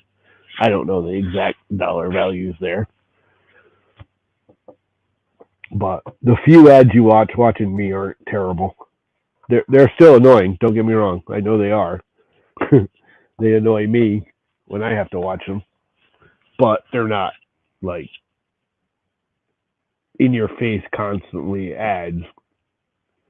They do seem to always pop up at the least convenient spot. Like I've had it more than once. Someone in chat will ask a question. And I'm like, oh yeah, I go to answer the question, and they end up in an ad. I never hear the answer. It's like, I didn't get the answer. Can you answer that again? I couldn't hear it because I was in a fucking ad. Freaking ads. Ads make the world go round, unfortunately. I'm hoping to start streaming more and more and more again. I kind of go by pulses. I do it like a lot for 1 week, and then I get real busy in real life and can't do it for a while. Like this last almost a month, I very little. I think in the beginning of October, I streamed like 4 times for the first week, 5 times in the first week, almost every day. More than that, almost every day. I think 5 out of the first 7 days I streamed, and then shit hit the fan here. I had issues. It's just nothing terrible. Just I had to do stuff, and I didn't have the time to come out here and stream. I had to get work done, and a lot of it was trying to get the computer set up to do the website that I'm not advertising, which I got. There you go. Now you know. Not that you don't all already know, but it's there. Getting the store set up online, which is turning out to be a total flop. It literally hasn't brought me a penny. It's costed me a lot of money, and not one penny has been generated from it. Although I've gotten like 4 custom orders, but they're just direct custom orders. But I have a feeling having the website generated them, if that makes sense. Even though they didn't do it, you know, it was guys like you guys, um, some people that I know. They're like, "Oh, you do custom orders too? I want this." I'm like, "Okay." And I got 2 I did, and um, I was advertising the website on Facebook because once a week, every Saturday or Sunday or whatever it was, Monday, I don't know, one day, I was doing a, "Hey, do you know I got the store?" And a girl I actually sold a custom cutting board to a couple of months ago saw the charcuterie boards and she goes, "Oh, I want one of those. Those are nice." I'm like, "Cool." So it sort of generated another sale because advertising it generated another sale. And actually, now she's coming tomorrow, and I got to email her to make sure she's coming tomorrow.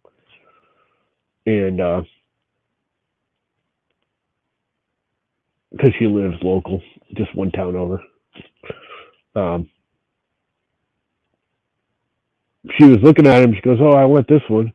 I was like, "Cool. Here's 2 more I've made that aren't even on the website anymore. They'll be available when you come if you want to look at them." She goes, "Holy crap! I like those 2 better. I want them both." I'm like, "Okay, come get them. Give me money. You can have it." She's like, "Is it okay if I take 2?" I'm like, "You can take as many as you want. All I need is money. I need to recover some money. This is all about the money." I'm hoping in the next week or so. I did the whole Google search application and SEO crap on the website. The last couple of days I've been working on it, but mostly yesterday morning, I spent like 4 hours doing all that. So hopefully Google will crawl my site and start putting it up. Um, the whole Squarespace thing, I get 500 free hours of Google ads or $500 free. What they don't tell you, and why I haven't used it yet, is they charge you $500 or they charge you up to $500. And when you hit $500 of actual use, they just reimburse you in one lump sum. But if you only use 350 that week, they charge you $350. And they keep charging you until you hit 500, and then they send you your $500 back, which I don't have $500 they can access right now. So I haven't done it yet. I need $500 in the bank for them to chew on to get my $500 back, if that makes sense. Which is kind of a slimy way to do it. Add, add. 1 minute every 20 minutes. Yeah, 1 minute is too long. Are you in an ad still, there, Danny boy? I don't like more than 30 seconds of ads. 1 minute, just sitting for a minute, is just too long. It's not terrible, but I'd rather just, and I'm pretty sure I did 30 seconds. All of mine are 30 seconds. I'd rather them be more often and shorter than longer.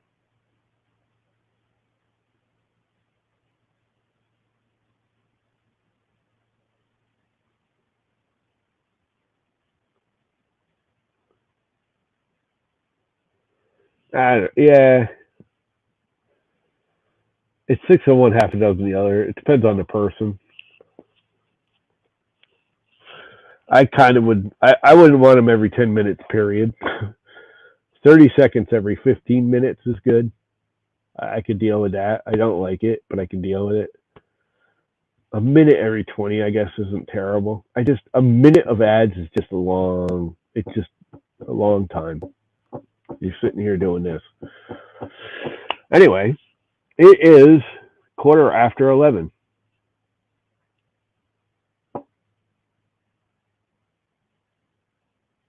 I can't run StreamYards or Stream Elements on this. It won't work with this old Mac. Can't do any of that crap on this. This is why I still pay for StreamYards, so I can run it on this. Because even though you can do Stream Elements is exterior on the website, you can actually run it like on the website. It still chugs in your browser, which I never realized until I tried it. It still runs in the background of your browser, even though it's on their website. Because you can run Stream Elements not on your computer. You can run it through the cloud. But it still does stuff in the background, and I'd be max headrooming the whole time. The only way I can get this thing to run clear, and I've got a pretty decent connection, and I'm getting a pretty solid stream right now. If I was running any of that crap in the background, it would be max headrooming. I'd be like, low,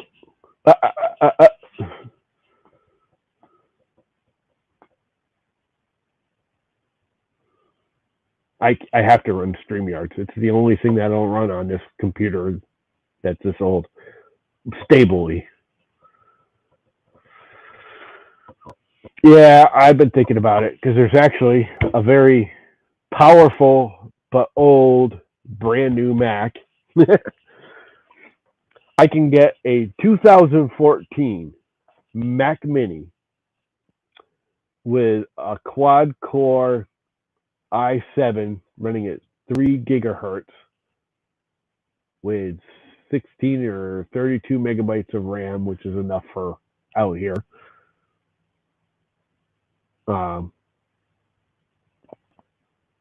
Yeah, if it's new enough and it's got enough. The problem with this is not the computing power, it's the graphics. And Macs just don't have great graphics anymore, which is stupid. I don't know why they did that, because Mac started because it was one of the best graphic platforms you can have, and then they start cutting their graphic cards in half and using them as, you use your main processor as your graphics processor, which just dogs both of them. But anyway, this is just so old. It's got a 128 graphics card in it. But it's streaming at 720 with no problem. The only Mac I try to win at my tummy? Yeah. No, I'll take the Macs over PCs generally. I've been thinking about getting a PC4 out here just for streaming. I've actually been looking at those little, Mac Mini PC boxes they make now. They're like $200 or $300, and they're just a little itty bitty box about that big. Because I have a monitor, I have a keyboard I can use, I have a mouse, I have all that stuff. Yeah, Nook. But all of them I'm looking at, they're like, yeah, it's like $200 or $300, and you get this awesome computer. But all of them I've been reading on say ain't no good for streaming unless you put like this massive graphics card add-on, because you can't put a card in them. You have to get one of those graphic boxes, which ends up being more expensive than just going to like Walmart and buying a mid-grade freaking, regular everyday computer and slapping a cheap graphics card in it. Not that graphics cards are ridiculously overpriced, but the other reason I won't get a PC right now is because I just don't want to deal with the price of graphics cards. And that's really all I need for this, is a graphics card. You don't need a big, powerful computer. You need a big, powerful graphics card, which that's more than half the freaking cost of a freaking computer now.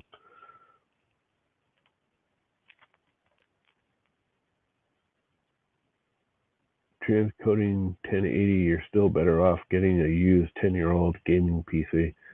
Yeah, I don't know about that, but this is 10 years old. More than 10 years old. It's 2009, so it's 13 years old. It's actually 2010. I keep saying it's a 2009. It's a 2010.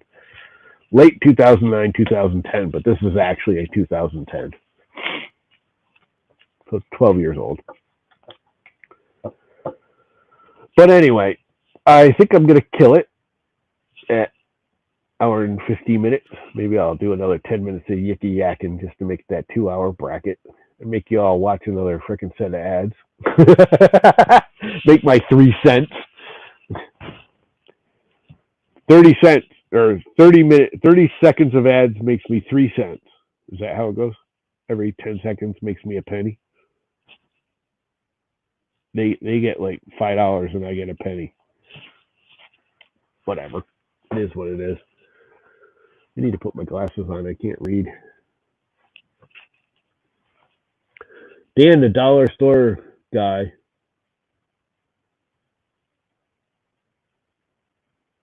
Well, that's the other thing I was looking at was a Raspberry Pi, but they're just again the processor is fast enough. It's the graphics that they're not ballsy enough. I have a Pi 4, 8 gig RAM Pi 4 sitting in the house. That I started actually. It's got I made it into a old video game box. It runs Pong and stuff, but I never use it for that. I played with it for like a week after I installed it, and I'm not good enough at remembering how to install more games and playing them and setting it up. It's just obnoxious. Every time you turn it on, you have to play all kinds of weird games and get it set up. It's just annoying to me. I want it to be like a true video game where I turn it on and it just loads. And I think I can. I just loaded the wrong emulator on it or some crap. I don't know. But that took me like 3 days to do, and I think I used it for like a week after that, and it's sitting there. But anyways, I thought about bringing it out here and using it for a streaming box. And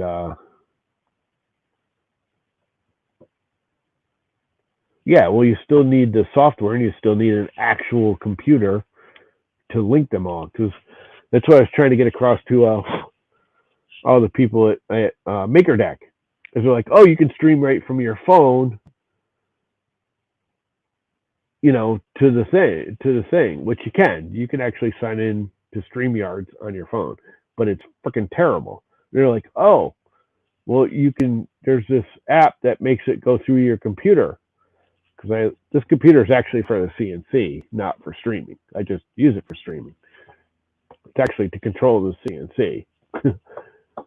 I can control the CNC through the interface, but that was bugging out again this morning, which is why I wasn't streaming, because I started pushing buttons and it wasn't taking them, and I had to keep restarting it, and it wouldn't take a button, and I had to restart it, and it wouldn't take a button, and I gave up and ran the computer to run the last cut for that on the CNC. So I got to figure out what's wrong with that thing again. But you still need to hook your phone through the computer to make the phone work well. It won't do it on its own well. It'll do it, just not well. And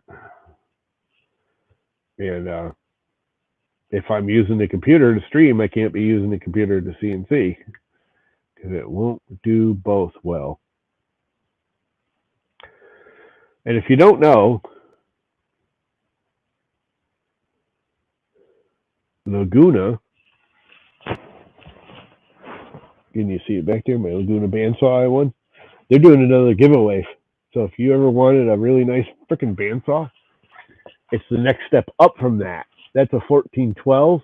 The one they're raffling off now is a 14BX, which is, this one's a 1412 in the sense that the actual wheels, top and bottom, are 14-inch, but they're stretched over normal. So there's a full 12-inch of cut height, and there is actually over 12 inches of cut height. The 14BX does 14 inches of cut height with a 14-inch wheel. And the BX has the foot brake, which I really wish I had the foot brake. Because that thing, you shut it off and it just keeps going.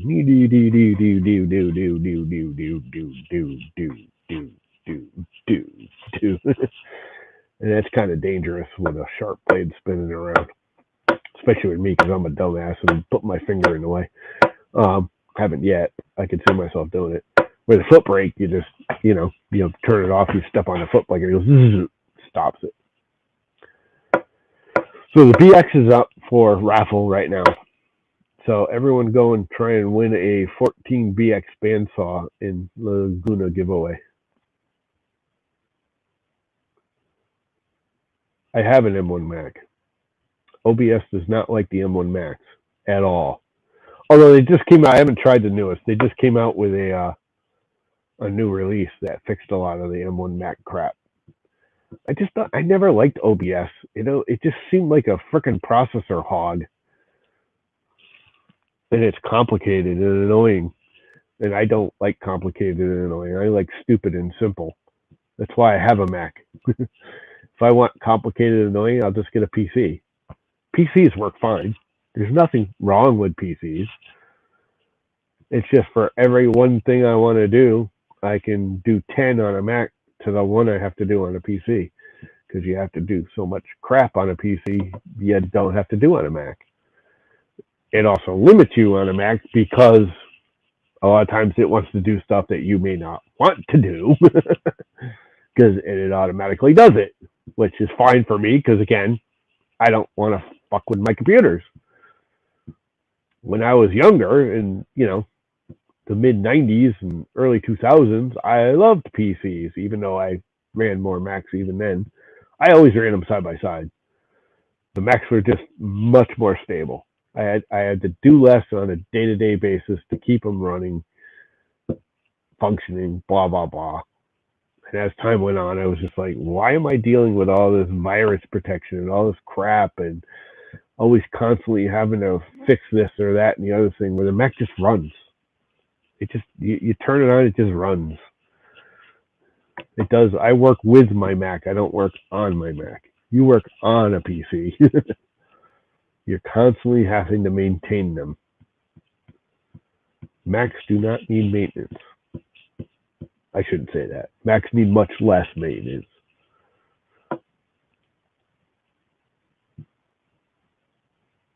Entered. Once you see your post, I thought you won a second time. Let's say rig. No, I was letting people know that you could win one. It's literally almost the same thing as this. There's a couple of, it's a little bit taller. It's 2 inches taller than this one because it's a 14-inch cut instead of a 12-inch cut. And it's got the foot brake. That's literally the only difference. Same motor, same wheels, same everything. The only difference is that center tower is 2 inches taller and it's got the foot brake on it. And it's like $500 more in real life. Other than that, it's exactly the same bandsaw. And it's a good bandsaw. I'm not going to say it's a perfect bandsaw, but it's, put it this way, I sold the Grizzly.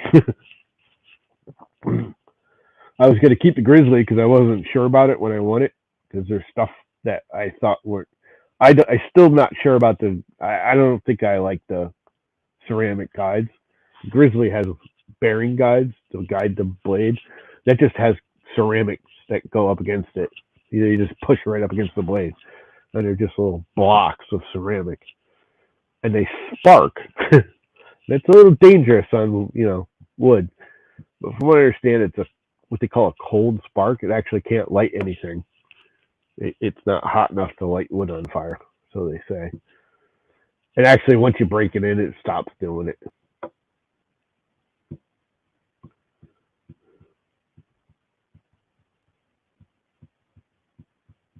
Yeah, well, that's why I can use StreamYards on this old-ass computer, because it's all done on their end, not on my end.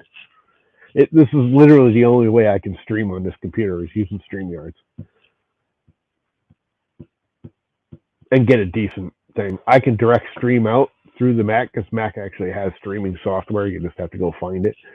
And that doesn't process as well as StreamYards, because like you say, StreamYards is doing all the video processing on their end, which is what makes it work so well. And it's stupidly simple. You can't get much simpler than StreamYards. Anyway, it's been 1 hour and 59 minutes and 53, 54, 55, 56, 57, 58, 59, 60. It's been 2 hours. So I'm going to kill it because it's 11:30 and I got to go to the bathroom. And then I got to feed Mom her lunch, because that's my real life, is feeding Mom her lunch. And that's got to sit. I got to come back out because I'm actually making another chessboard that I'm going to make the traditional way with separate colored blocks of wood. And I might actually start that later this afternoon, and I may actually stream that too. So I may be back in a couple hours, but maybe not, because I'm kind of exhausted. I was up late last night. But anyway, On that note, should I raid somebody, or should I just kill it? Is there anybody worth raiding? I mean, I could always raid Maker Deck or Liam's one too. I've done that a few times. The whatever charity maker stream or whatever. Oh, Momo Crafting is on. Let's raid her. Okay. Momo's funny. She does like goofy little ornaments and all that. Creator dashboard. Come on. You can stop wheeling the little wheels. This is the problem with this computer. It just takes forever. And it's already processed it. I can see all those squares and everything. It just won't show anything because the graphics card's so freaking slow. Okay. Stream manager. So all I get is little spinning beach balls and all the little windows. Raid. More spinning beach balls. More spinning beach balls. More spinning beach balls. All right, spinning beach balls in. Let's load a page. Let's do Momo crafting. Let's start the raid to Momo. She is building, it looks like little earrings or something. She does like weird stuff. Like little girl cutesy crap. But she's fun to listen to.